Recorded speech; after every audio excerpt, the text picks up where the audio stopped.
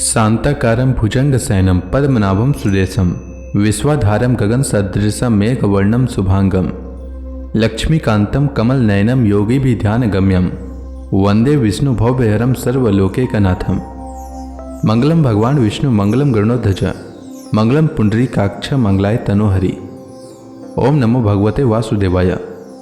आज का दिन आप सभी के लिए मंगलमय हो। आइए सुनते हैं चैत्र मास कथा का पहला अध्याय। श्री सुखदेव जी कहते हैं, पृथ्वीपति महाराज प्रियव्रत भगवान की इच्छा से राज्य शासन के कार्य में नियुक्त हुए, जो संपूर्ण जगत को बंधन से छुड़ाने में अत्यंत समर्थ हैं। उन आदि पुरुष श्री भगवान के चरण युगल का निरंतर ध्यान करते रहने से यद्यपि उनके रागादि सभी मल नष्ट हो चुके थे और उनका हृदय भी अत्यंत शुद्ध था, तथापि बड़ों का मान रखने के लिए वे पृथ्वी का शासन करने लगे। तदंतर उन्होंने प्रजापति विश्वकर्मा की पुत्री बरिष्मती से विवाह किया। उससे उनके 10 पुत्र हुए। वे सब उन्हीं के समान शीलवान, गुणी, कर्मनिष्ठ, रूपवान और प्राक्रमिक थे। उनसे छोटी ऊर्जास्वती नाम की एक कन्या भी हुई। पुत्रों के नाम अग्निद्र, इदमजिह्व, यज्ञबाहु, महावीर, हिरण्यरेता, घृतपृष्ठ, सवन, मेधातिथि, वितिहोत्र और कवि थे। ये सब नाम अग्नि के भी हैं। इनमें कवि, महावीर और सवन ये 3 नैष्ठिक ब्रह्मचारी हुए। इन्होंने बाल्यावस्था से आत्मविद्या का अभ्यास करते हुए अंत में संन्यासाश्रम ही स्वीकार किया।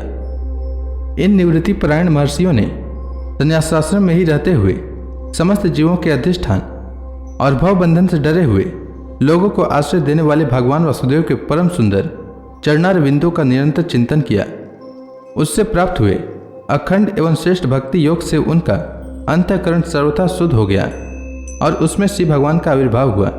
तब देहादि उपाधि की निवृत्ति हो जाने से उनकी आत्मा के संपूर्ण जीवों के आत्मभूत प्रत्यागात्मा में एक ही भाव से स्थित हो गई। महाराज प्रियव्रत की दूसरी भार्या से उत्तम, तामस और रैवत ये 3 पुत्र उत्पन्न हुए, जो अपने नाम वाले मनवंतरों के अधिपति हुए। इस प्रकार कवि आदि 3 पुत्रों के निवृत्ति परायण हो जाने पर राजा प्रियव्रत ने कई वर्षों तक पृथ्वी का शासन किया। जिस समय वे अपनी अखंड पुरुषार्थमयी और वीरशालिनी भुजाओं से धनुष की डोरी खींचकर टंकार करते थे, उस समय डर के मारे सभी धर्मद्रोही न जाने कहाँ छिप जाते थे।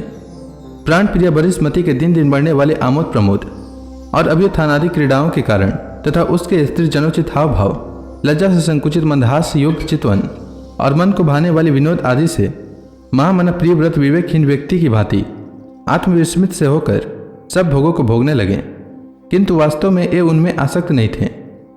एक बार इन्होंने जब देखा कि भगवान सूर्य सुमेरु की परिक्रमा करते हुए लोकालोक पर्यंत पृथ्वी के जितने भागों को आलोकित करते हैं, उनमें से आधा ही प्रकाश में रहता है और आधे में अंधकार छाया रहता है, तो उन्होंने उसे पसंद नहीं किया। तब उन्होंने यह संकल्प लेकर कि मैं रात को भी दिन बना दूंगा। सूर्य के समान वेगवान एक ज्योतिर्मय रथ पर चढ़कर द्वितीय सूर्य की भांति उसके पीछे पीछे पृथ्वी के साथ परिक्रमाएं कर डाली। भगवान की उपासना से इनका अलौकिक प्रभाव बहुत बढ़ गया था। उस समय इनके रथ के पहियों से जो लकीरें बनी वही 7 समुद्र हुए। उनसे पृथ्वी में 7 द्वीप हो गए।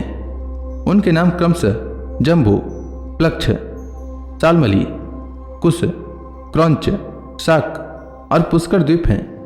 बरिष्मती पति महाराज प्रियव्रत ने अपने अनुगत पुत्र आग्निद्र, इदमजिह्व, यज्ञबाहु, हिरण्यरेता, घृतपृष्ठ, मेधातिथि और वितिहोत्र में से क्रमशः एक एक को उक्त जम्बू आदि द्वीपों में से एक एक का राजा बनाया।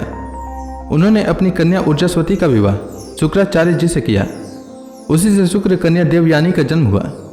राजन, जिन्होंने भगवत चरणारविंदों की रज के प्रभाव से शरीर के भूख प्यास, शोक मोह और जरा मृत्यु इन 6 गुणों को अथवा मन के सहित 6 इंद्रियों को जीत लिया है, उन भगवत भक्तों का ऐसा पुरुषार्थ होना कोई आश्चर्य की बात नहीं है।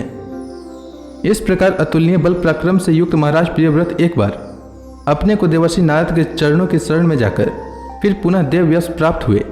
प्रपंच में फंस जाने से अशांत सा देख मन ही मन विरक्त होकर इस प्रकार कहने लगे, ओह बड़ा बुरा हुआ, मेरी विषय लोलुप इंद्रियों ने मुझे इस अविद्या जनित विषम विषय रूप अंधकूप में गिरा दिया। बस बहुत हो लिया। हाय, मैं तो स्त्री का क्रीड़ा मृग ही बन गया, मुझे धिक्कार है। इस प्रकार उन्होंने अपने को बहुत बुरा भला कहा परमाराध्य श्रीहरि की कृपा से उनकी विवेक वृत्ति जागृत हो गई।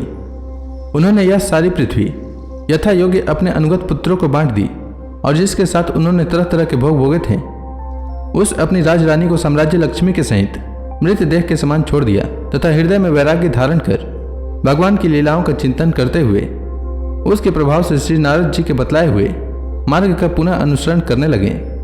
तो इसी के साथ यह अध्याय समाप्त हुआ। इसके आगे की कथा मैं कल के अध्याय में सुनाऊंगा। तब तक के लिए भगवान हरि का नाम लेते रहें। तो प्रेम से बोली भगवान विष्णु की जय, श्री कृष्ण भगवान की जय, समस्त देवी देवताओं की जय।